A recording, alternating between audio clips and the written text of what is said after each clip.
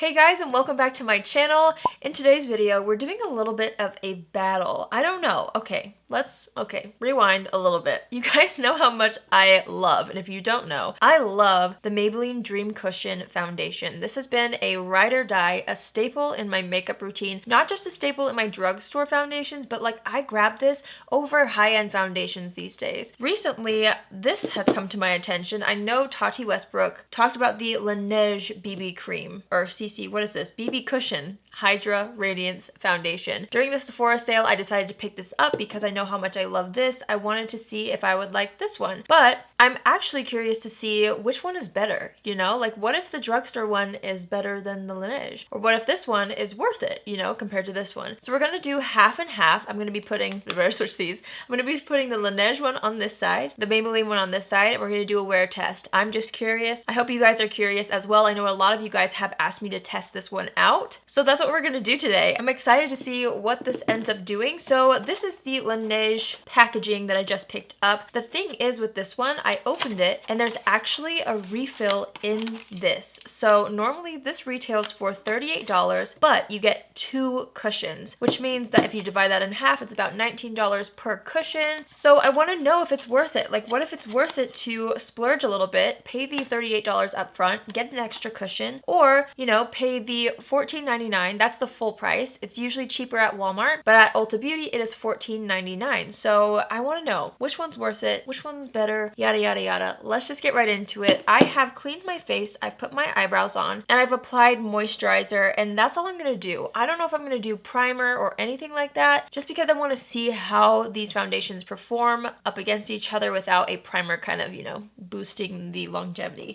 Let's start out with the Dream Cushion Foundation. I actually don't have the little applicator that it comes with. I don't use that, so I got rid of it, and here we are. I use the shade Classic Ivory 20, and I love to use the Tarte Smoothie Blending Brush. I want to say that's what it's called. I always forget. I'll link it down below. I'm just going to go ahead and press this into the cushion, and let's just apply this to the right side of the face. I'm interested to see how the finishes compare, how the coverage compares. This is definitely a foundation that I love to use when I want a more natural kind of look. The way that it sits on my skin is beautiful. I just love how, well, it doesn't really sit on my skin. It really just blends into the skin, makes it look like my skin, but better. I love this foundation. I can't stop talking about it. I feel like I recommend it to absolutely everybody. And I like to just kind of build up the coverage. So that's what we're gonna do. I'm not sure how close these shades will be, so I might have like different colors on half of my face, but you gotta do what you gotta do for a cushion foundation battle. You know what I mean? I feel like it really does build up coverage nicely as well. There are blemishes and stuff that I love to cover with concealer afterwards, but it does such a great job at evening out the skin tone. I love this foundation, you guys. It is gorgeous. So that's what the right side of my face looks like. The finish is dewy, but not too dewy. Once I set everything, it usually kind of calms down the dewiness, but you know, it's a cushion foundation. Usually cushion foundations have a more radiant finish. I've just found that in the past. So yes, gorgeous. I'm very familiar with this one. Love how it looks. Let's go into Laneige, which means I'm gonna just clean off really quickly that same brush because I do want to do an accurate, you know, battle, I guess. So I'm gonna clean off that brush so we can use the same brush. And the shade I picked up in the Laneige BB Cushion Hydra Radiance Foundation is number 21 Beige. Here's this one. I love the packaging. I think it's really sleek. This one has a button right here. It has a mirror on the inside, just like the Maybelline one. It has this little cushion sponge, which came with this one again. So this does come with something just like this, but I don't have it to show you. And there is the inside. So very similar kind of setup. Packaging is gorgeous on this one. I'm gonna go ahead and use a brush so that we can really compare the two. So I'm just gonna dip this in. The sponge is definitely not as spongy as the Maybelline one. It's a little bit more firm. All right, there's the first swipe. Just gonna build this up on the skin exactly like we did with the Maybelline one. I feel like this shade is slightly lighter than the Maybelline one, but once everything is done on the face, I feel like, you know, hopefully it won't be that obvious. So it's seeming to build up on the face very similarly to the Maybelline Cushion Foundation. And I feel like you're able to get pretty good coverage out of this one as well. Very similar coverage to this one. Like you can still see my skin underneath in some areas, like where my blemishes are, just like this side. I'm gonna take these sponge that comes with it and just see what this does, if it does anything. The sound is funny. That made it look nice. I don't know if I would apply the entire face with this, but I feel like it works nicely to kind of press it into the skin after you apply it initially. I'm going to take my Thrive Cosmetics sponge, go back into Maybelline, and just kind of press this into the skin a little more because this is how I usually do it. I will apply it with the brush first, and then I do love to really press it into the skin with a sponge. I'm going to take a different sponge and dip it into the Laneige one, just because I really want to apply both foundations exactly the same. Wow. I feel like they're both so beautiful. So besides the shade being slightly lighter on this side, I don't know if I see that much of a difference right now. What do you guys think? This is the Laneige side. It still has a really nice kind of dewy finish, but it's not too dewy. And then we have the Maybelline side, which I'll hold up here. I feel like it's the same finish. I don't know. Okay, I'm honestly shocked at how similar these look. They're both so beautiful. This one's really nice. This one's really nice. I don't know. I feel like you're able to build this one up maybe a little more than this one, but maybe even not. I don't know. I can't tell. So I guess the next thing is just to see kind of how they wear throughout the day. So I'm going to go ahead and finish up my makeup. I'm going to do the exact same thing on both sides so we can really get a nice idea of how both of these wear. Then I'm going to wear it all day and we'll kind of come back and I'll tell you my opinion. I'll tell you which one is better. I'll tell you if they're the exact same. Maybe this is a exact dupe of this. I don't know. We'll find out. So I will be right back with my makeup done and we will go from there. Alright you guys, so I have my makeup on now. I'll just kind of tell you what I used really quickly. I used the Laura Mercier Original Translucent Powder under the eyes, all over the face.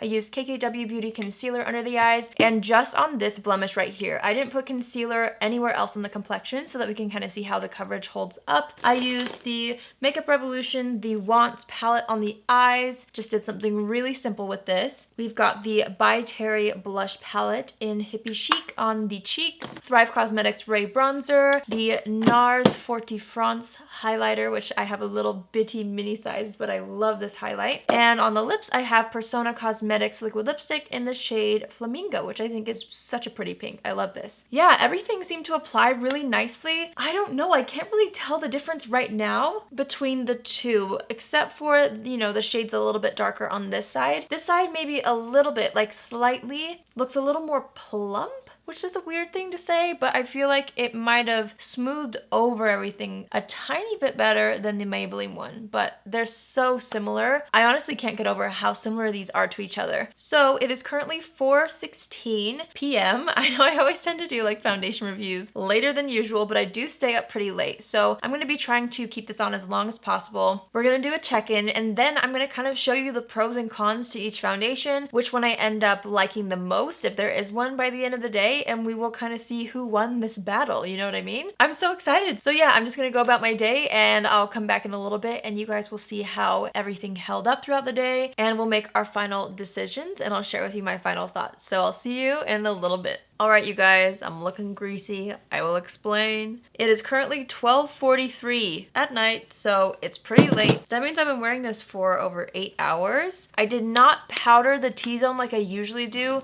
You guys know with my 3-step set, there's a reason why I use this Rimmel powder down the T-zone, because I get oily there. But I really wanted to see how they would interact with any oils on my face, and so here we are. Let's assess the situation. You can almost see like the clear line now of where the Laneige foundation was versus Maybelline. This side seemed to have held up as far as coverage goes. It seemed to have more oil control in my opinion, slightly. However, it got a little bit weird around the nose right here, which happens, but that's pretty bad for a foundation. I mean, it's kind of weird because everywhere else seems pretty put together. That just looks a little funny. I did not touch up with powder. I would normally have powdered there, so I feel like it just got oily and broke it up. This side, however, looks a lot more dewy, and I feel like it would be easy to kind of control if I did powder, but the nose area, you know, it's separated, but it doesn't look as bad as this side. Overall though, I feel like they're very, very similar. Had I kept up on powdering throughout the day, I feel like the T-zone would have looked really nice. So I'm just kind of paying attention to the outer portions of the face, and I kind of stand by what I said before. I think they're very similar foundations. The Laneige foundation, in my opinion, is slightly better as far as oil control goes and coverage goes. toes, I would say. I feel like it did a good job of kind of like smoothing out my skin. The Maybelline one, however, also stayed on the skin very well. It didn't break up in any areas except for around my nose, which is very typical, but I feel like it didn't have as much oil control, and it kind of left my skin more dewy than the Laneige one did throughout the day. I'm kind of curious to see really quickly what it would look like if I were to powder, because I do think that's an important thing to kind of note, but I didn't want to touch it until I was on camera to show you guys what it actually looked like after 8 hours. So let's take the Stay Matte powder from Rimmel, kind of pat this around the nose area. We'll pat it on the chin. Tip of the nose needs a little love, and the center of the forehead. And that is why I love this powder. The nose is looking kind of funny because, you know, the foundations are both on there. I will say the Laneige foundation sat on my nose longer. Like you can see there was no separation up here, whereas this side I feel like it started to kind of fade. I feel like the Laneige one has a little bit more longevity, but let's kind of talk about the pros and cons of each, and at the end I'm going to kind of share with you guys what I think, because I'm actually pretty shocked at how similar these foundations are, and I really want to kind of take into account the prices, the fact that the Laneige one has a refill and all of that. I kind of am taking notes here. I wrote down some pros and cons I was noticing throughout the day, so let's get right into it. The coverage for both foundations I felt like was a sheer to medium full. I know that kind of sounds weird. I say medium full because it's not going to cover all of your blemishes. Maybe it would if you really built it up, but I feel like if you build these up too much, it can start to look kind of cakey. So I would say sheer to medium is best, maybe a kind of medium leaning towards full. Both of them seem to give a really beautiful coverage. I really love the coverage in both foundations. The finish on both is a little bit dewy. Obviously throughout the day the Maybelline one was a little more dewy, but when I first applied it, it looked pretty similar, like a dewy kind of satin finish. The Laneige one looked a little bit more smooth on the skin than the Maybelline one, but I still love the finish of the Maybelline foundation. I feel like the longevity is very similar. They start to break up around the nose around the same time. Everywhere else it's really held up and stayed on my face. I don't really have any problems with that. Like maybe it's starting to kind of break up around my eyebrows, but again, I didn't use the powders that I normally do, and so I feel like if I were to use powders or set it like I usually do, it might even last longer than 8 hours. I also didn't mention before, the Laneige foundation has only 6 shades in this. They do have a pore filling BB cream cushion type thing, and I think they might have 6 shades in that as well. So the shade range is crappy.